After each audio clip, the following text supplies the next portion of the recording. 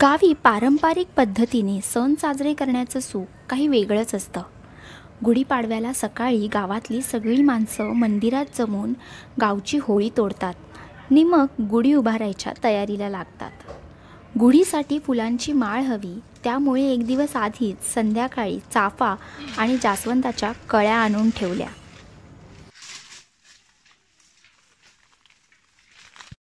दोघे भाऊ मुंबईला असल्यामुळे त्यांच्या बाईक्सही धुवायच्या होत्या आणि सण म्हटलं की आजोबांची वेगळीच गडबड असते, त्यामुळे रात्रीच त्या धुवून घेतल्या. मग सकाळी आजोबांबरोबर जवळच्या परड्यातून गुढीसाठी चिवा आणायला गेलो, म्हणजेच बांबू. त्याची बेट असते. आपल्याला हवा तसा चिवा उंच असा तोडला.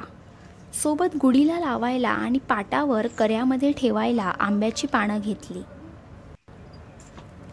तोवर आईने गुढीसाठी चाफा आणि जास्वंदाच्या फुलांची माळ तयार करून ठेवलेली. गुढीची तयारी करता करता बुवांनी आपण गुढी का उभारतो त्याच्या छान गोष्टी सांगितल्या.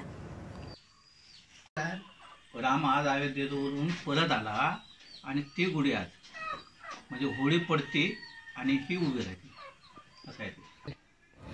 एकीकडे गुढीला माळ घालून नीट बांधून घेतली आणि आपली गुढी उभारली.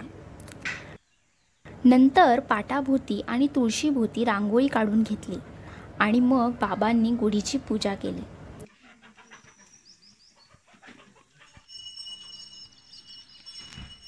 पूजा झाल्यानंतर गावातल्या बाकीच्या खळ्यातल्या गुढ्या पाहायला वाडीत एक फेरफटका मारला. इथे कोणाची सर्वात उंच गुढी यात चर्चा जमली होती.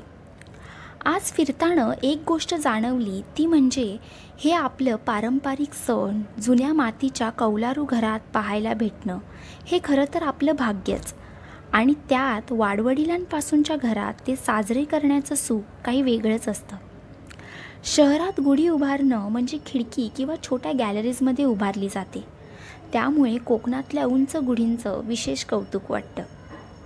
इथे गावाजवळच काही बाजार नाही, त्यामुळे सगळ्याच गोष्टी उपलब्ध नसतात. अशातही जवळ असलेल्या सामग्रीतूनच किती छान सण साजरा केला जातो. मग घरी आलो तोवर नैवेद्य तयार होता.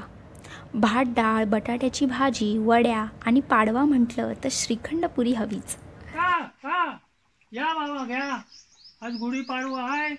नैवेद्य जावलाय व्यवस्थित, पूजन केला नाही, पोरग्यान केला नाही, बघ घ्या मान करून. आपली कोकण संस्कृती, प्रत्येक सण साजरा करण्याची पारंपरिक पद्धत या सगळ्याच गोष्टी अनुभवण्यासारख्या आहेत. खरं तर आपण आता येत्या पिढीतील मुलांना गणेशोत्सवासोबतच दरवर्षी एक तरी नवा सण कोकणातल्या आपल्या संस्कृतीमध्ये कसा साजरा करतात हे दाखवायला गावी न्यायला हवं. तेव्हा खऱ्या अर्थाने आपली ही संस्कृती पुढे जपली जाईल आणि त्याची ओढ त्यांना लागेल.